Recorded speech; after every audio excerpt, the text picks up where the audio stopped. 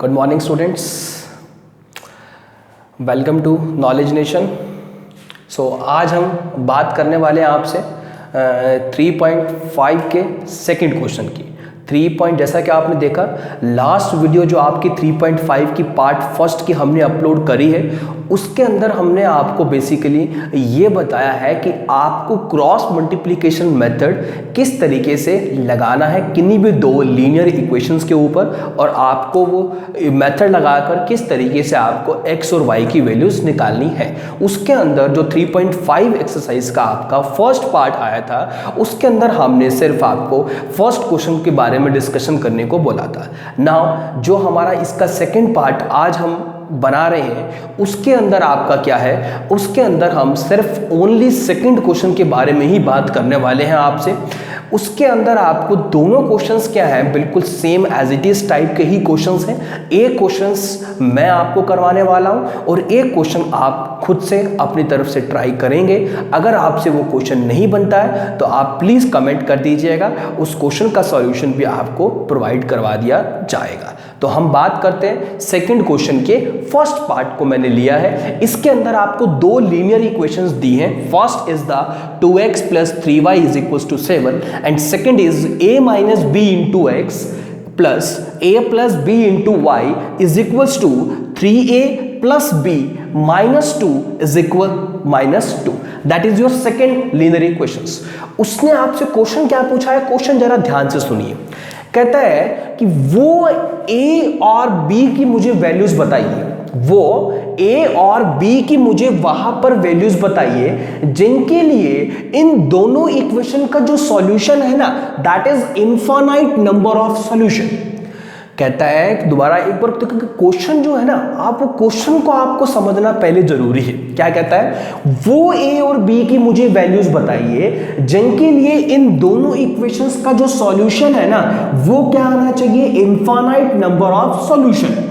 तो आपको करना क्या है, सबसे पहले आप सबसे पहले इनफाइनाइट नंबर ऑफ सॉल्यूशन की मुझे कंडीशन बताइए जी। इनफाइनाइट नंबर ऑफ सॉल्यूशन पहले तो मुझे बताइए कब होते हैं, जब आपकी लाइंस क्या होती हैं, पैरेलल होती हैं। इनफाइनाइट नंबर ऑफ सॉल्यूशन में लाइन जब पैरेलल होती है तब नहीं होता है, उस टाइम पर क्या होता है, आपका नो सॉल्यूशन होता है। इनफाइनाइट नंबर ऑफ सॉल्यूशन आपका तब होता है जब आपकी लाइंस कोइंसिडेंट लाइंस होती हैं। उसमें कंडीशन क्या होती है, a1/a2 = b1/b2 = c1/c2, यही होती है।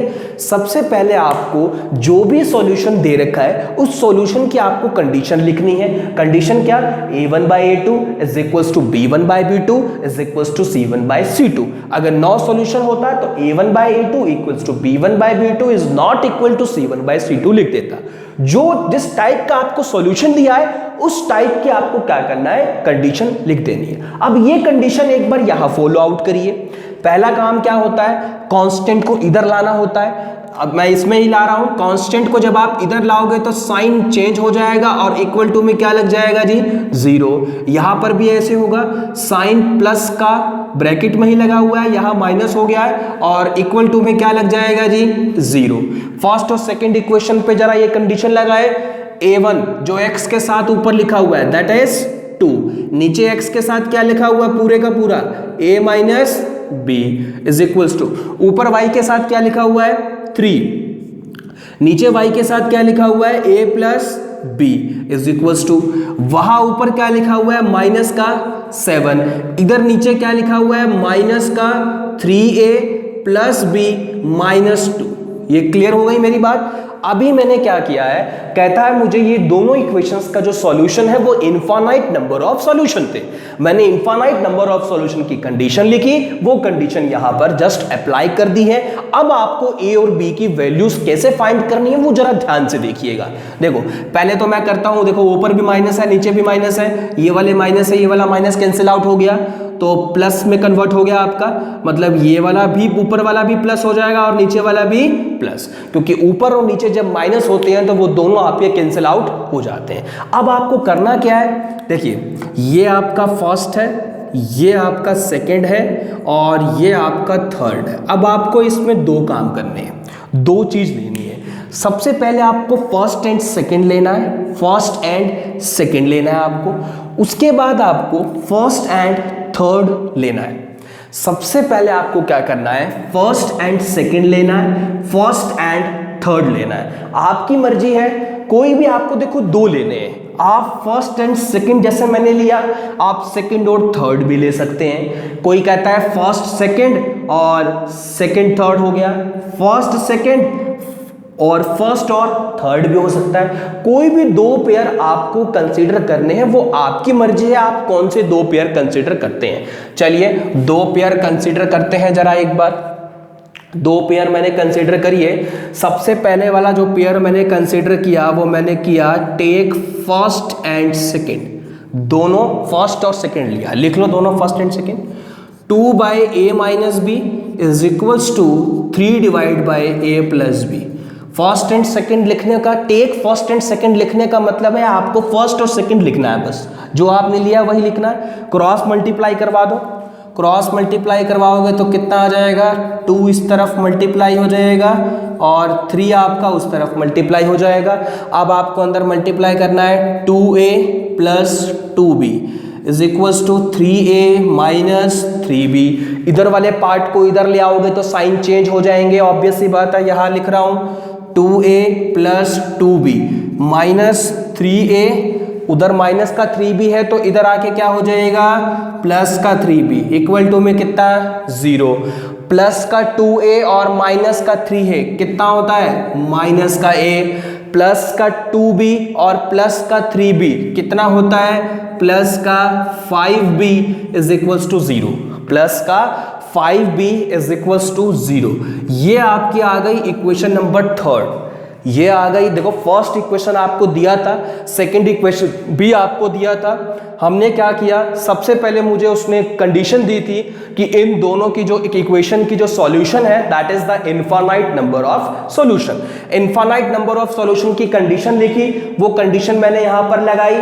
उसके बाद मैंने कहा कि आपको सिर्फ दो पेयर, कोई से भी दो पेयर आपको लेने हैं, वो आपकी मर्जी है, आपने कौन से लेने हैं। हमने सबसे पहले लिया फर्स्ट और सेकंड। फर्स्ट और सेकंड जब हमने लिया तो हमारे पास ए और बी में एक इक्वेशन आ गई, that is equation number third. अब आपको सेकंड पेयर लेना है, आपकी मर्जी है, कोई भी ले सकते हैं। मैंने कहा कि चलिए सेकंड और थर्ड ले लेते हैं, सेकंड और थर्ड ले लेते हैं। आप फर्स्ट और थर्ड भी ले सकते हैं, वो आपकी मर्जी है, आप फर्स्ट और थर्ड भी ले सकते हैं। मैंने सेकंड और थर्ड लिया है आपका, सेकंड और थर्ड लिख लो। सेकंड क्या है, 3 बाई ए प्लस बी, और थर्ड क्या है, 7 divide by 3a plus B minus 2। जो आपने लेना है वो दोनों के दोनों आपने यहां लिख दिए। नाउ क्रॉस मल्टीप्लाई कर दीजिए। अब इसको 3 इंटू में 3a plus B minus 2 is equals to 7 into A plus B. Cross multiply का मतलब यह है कि इसका डिनोमिनेटर वाला पार्ट उधर, इसका डिनोमिनेटर वाला पार्ट इधर। अब अंदर मल्टीप्लाई करो, 3 into 3 9 of A plus 3 of B minus 3 into 2 कितना, 6। इधर भी कितना हो जाएगा आपका, 7a प्लस 7b। इधर वाले पार्ट को इधर ले आओ, साइन चेंज हो जाएंगे। 9a plus 3b minus 6, 7ab minus का हो जाएगा और 7b भी किसका हो जाएगा, आपका माइनस का हो जाएगा, क्योंकि जो इधर था इधर आया तो क्या हो जाएगा, उसके साइन चेंज।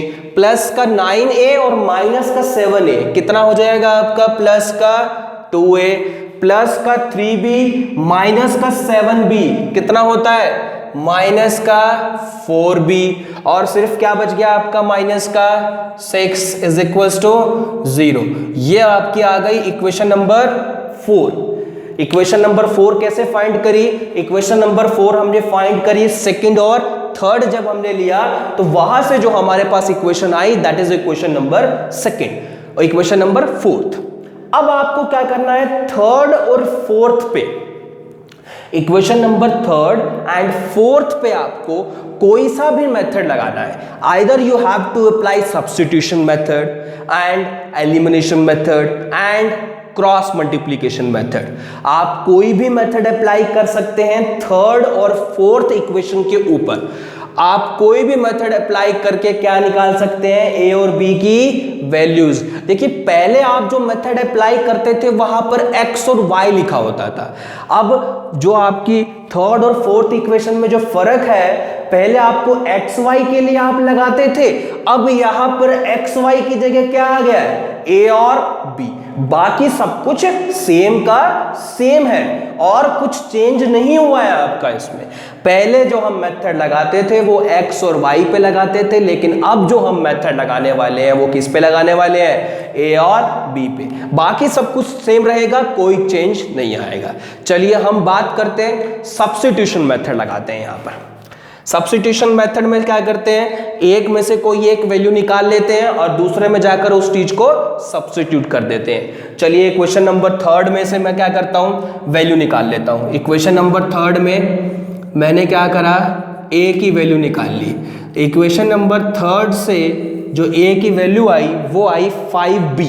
कैसे, माइनस ए था, उधर जाकर माइनस का 5b हो गया, दोनों तरफ माइनस कैंसिल आउट हो गए। The value of A is equals to 5b।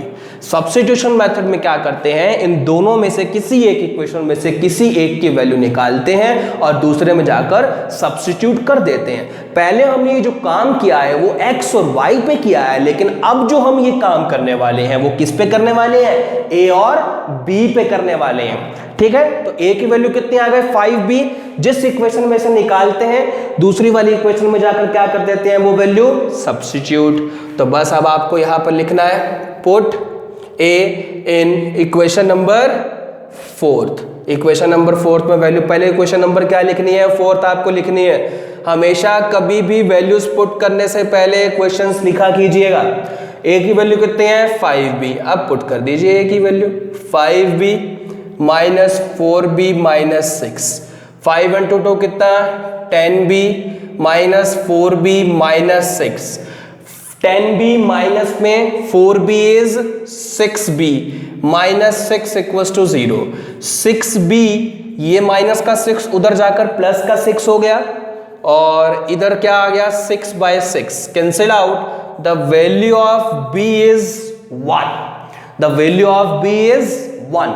Now अब b की वैल्यूज को आप थर्ड या फिर फोर्थ किसी भी इक्वेशन में पुट कर दीजिए, आपके पास किसकी वैल्यू आ जाएगी, a की वैल्यू आ जाएगी। नाउ अब लिख देते हैं यहां पर हम, put b in equation number third. मैं थर्ड में पुट कर रहा हूं, इक्वेशन नंबर थर्ड में कितनी है b की वैल्यू, 1। चलिए पहले पुट करने से पहले क्या करते हैं, इक्वेशन लिख लेते हैं। इक्वेशन क्या थी, third, minus a plus 5b equal to 0। b की वैल्यू कितनी है, 1।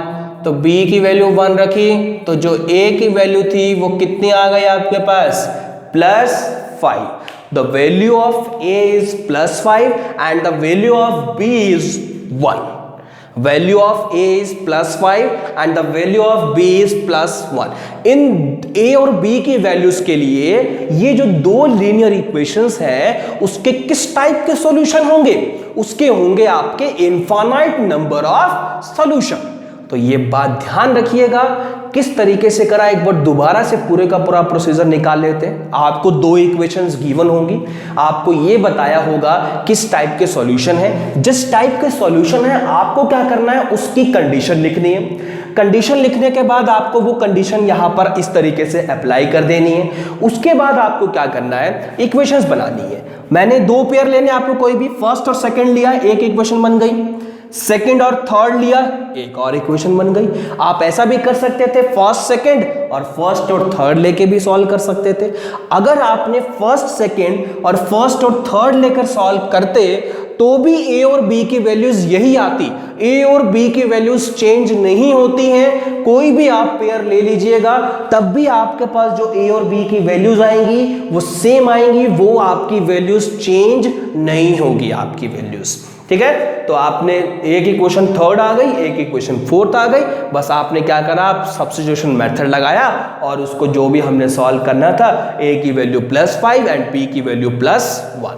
तो इस तरीके से हमने क्या किया, अपना जो भी हमारा मेथड था वो अच्छी तरीके से अब हमने क्या कर दिया है, सॉल्व कर दिया है। तो ये अब आपका था 3.5 का क्वेश्चन नंबर सेकंड का फर्स्ट पार्ट।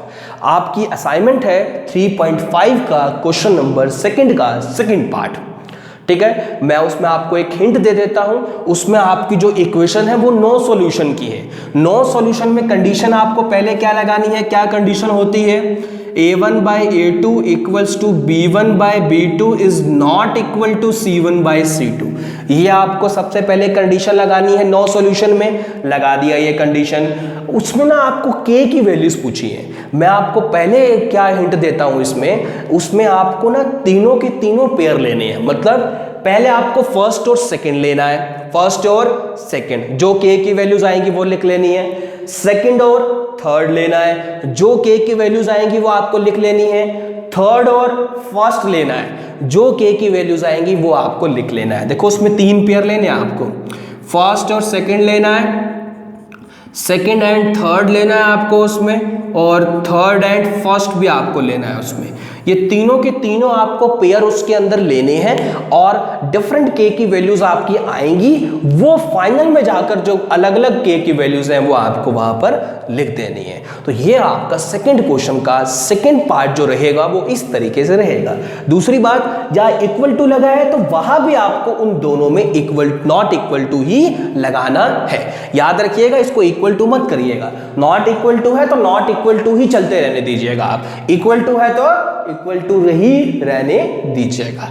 तो ये आपका था 3.5 का सेकंड क्वेश्चन कंप्लीट। नाउ अब हम बात करेंगे आपसे आगे 3.5 के जो स्टेटमेंट टाइप ऑफ क्वेश्चंस है उसके लिए। ठीक है, जितना भी हो सके आप इस वीडियो को शेयर करिए ताकि मैक्सिमम नंबर ऑफ स्टूडेंट्स तक ये वीडियो जा सके और वो इस चैप्टर को क्लियर अप कर सकें। और प्लीज़ हमारे चैनल को सब्सक्राइब कर दीजिए ताकि जो भी नई वीडियोस इस चैनल के ऊपर अपलोड की जाएंगी और उसकी जो नोटिफिकेशन है वो आपको जल्द से जल्द मिल जाए। ठीक है, थैंक यू वेरी मच।